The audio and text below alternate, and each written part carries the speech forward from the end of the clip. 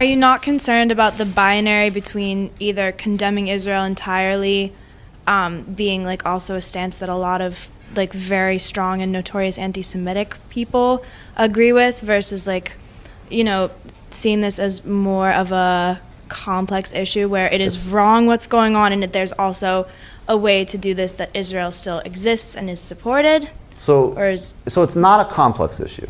That's the big thing. It's super simple. There's one group that has enormous power. It's the most powerful country in the Middle East. It's backed by the United States. It acts on another population of people with total impunity and is never held accountable for anything.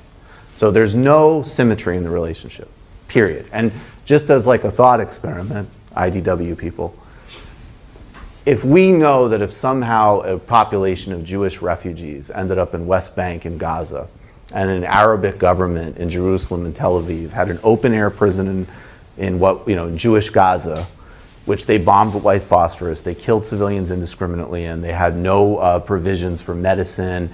They had an embargo that blocked food, that electricity wasn't running, that there was an over 48% unemployment rate, life expectancy and malnutrition statistics were horrifying.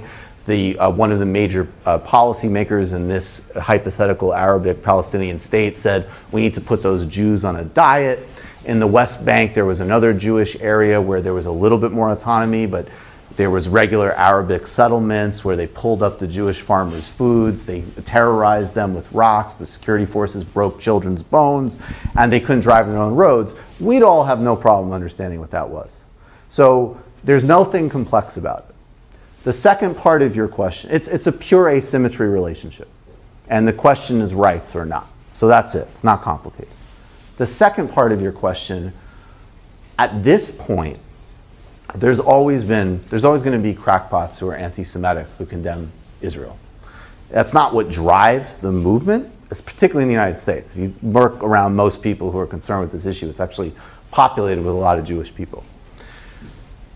The real question we have to ask is, why is it that AIPAC is hosting an information minister for Slobodan Milosevic?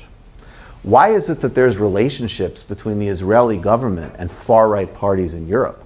Why is it that Benjamin Netanyahu's son is posting borderline alt-right memes?